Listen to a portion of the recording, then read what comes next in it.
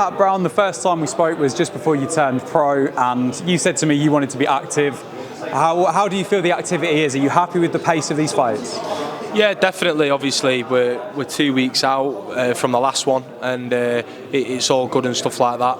And that's what everyone wants activity, don't they? Everyone wants to be a busy fighter and that. So, yeah, it's part and parcel of the game. Obviously, 2 weeks in between, they said to me, do you want to do it? And, most people will probably say no, but I thought, no, why not? Start my career. I've been boxing as an amateur 3-4 consecutive days before, so I can do it again this time round. And is it attractive as well, the fact that it is the Manchester Arena, somewhere where Manchester's boxing icons have headlined for generations, really? Is that attractive for you to get out there? Well, that's it, yeah. It's in Manchester. A lot of massive nights have been there with the likes of Ricky and Crawler, loads of fighters. So, yeah, it holds a lot of weight in Manchester. And to tick it off the list, it'll be brilliant. It'll be a dream come true. So, yeah, I couldn't say no to it. And I was in Altrincham for the debut, one of the wildest, loudest crowds I think I've ever seen. How many of that lot are coming on Saturday night? Yeah, there's a lot coming. Obviously, I had a fight a couple of weeks ago, so all of them are coming again as well. So credit to them. It's summertime, people are going on holiday, they're saving money, and they're still coming to spend the hard-earned money watching me. So I appreciate it massively. And 2 fights back to back.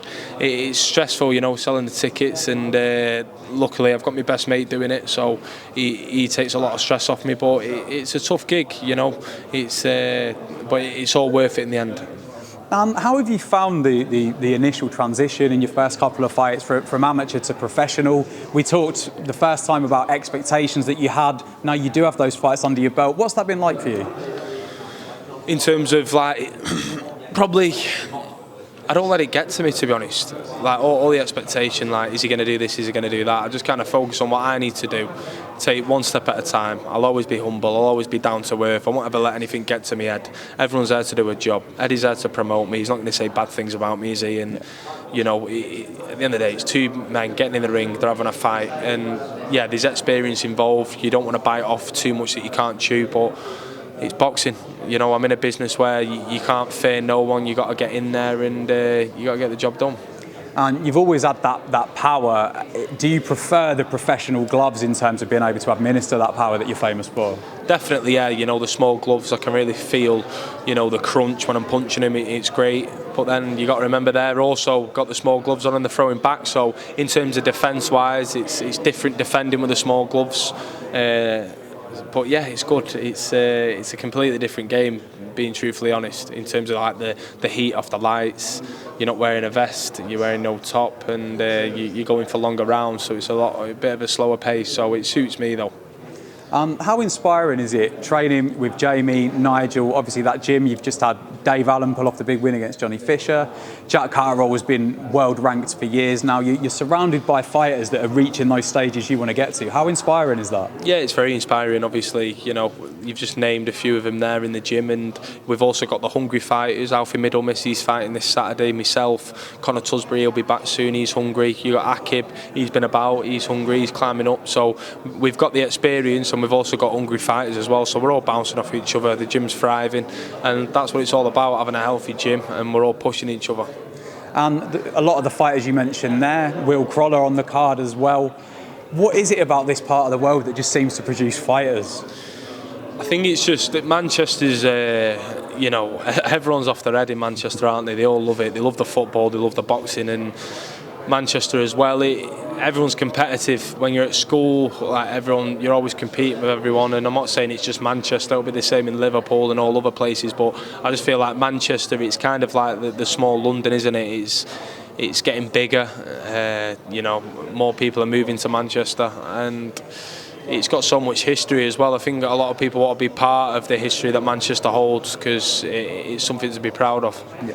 And I understand every boxer says they don't want to look past their next fight, and I'm not asking you to look over your opponent on Saturday, but in terms of mapping out where you want to go, is there an ideal way that the rest of 2025 looks for Pat Brown? Yeah, I'll be definitely out again, hopefully another couple of times before the end of the year.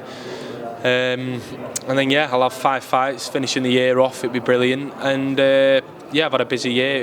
It'll be good, and I'm definitely not looking over Lewis Oatford. You know, it's a step up, and I don't underestimate anyone. So I'm jumping up to an 8-rounder as well. I know I've only been 4 in my debut, but yeah, this is an 8-rounder. It's going to be good whether we go into deep waters and do the full 8 rounds, or I get him out of there early. I don't know. I'm just going to take it with each stride I make. So yeah, I'm looking forward to it. And if I can just grab a couple of predictions from you. First of all, I think I know who you're going to pick as the winner of Saturday night's main event, Catterall Eubank. But how do you think Jack gets it done? I think, listen, Eubank is athletic, he's powerful, he's got speed, he's a great athlete. But his biggest win, Jack Catterall boxed him about 10 years ago. I just think he's jumped a little bit too far here, Harlan. And Jack's a true professional. It doesn't matter how big of a fight he's been in, how long he's been in the game, how much money he's got. He's just a family man. He keeps his eyes on the prize. He doesn't ever leave any stone unturned. So you're going to see a proper up for it Jack Catterall here. And you got to remember, he's had a busy, active year as well. Sometimes being too active, you can burn the candle out at both ends. But this time round, you're going to see Jack Catterall, and he's going to be on fire, and you're going to see a masterclass performance. And just finally throwing it ahead to a week on Saturday, Katie Taylor, Amanda Serrano, the trilogy fight. How do you see that one going? Yeah, it's a big fight.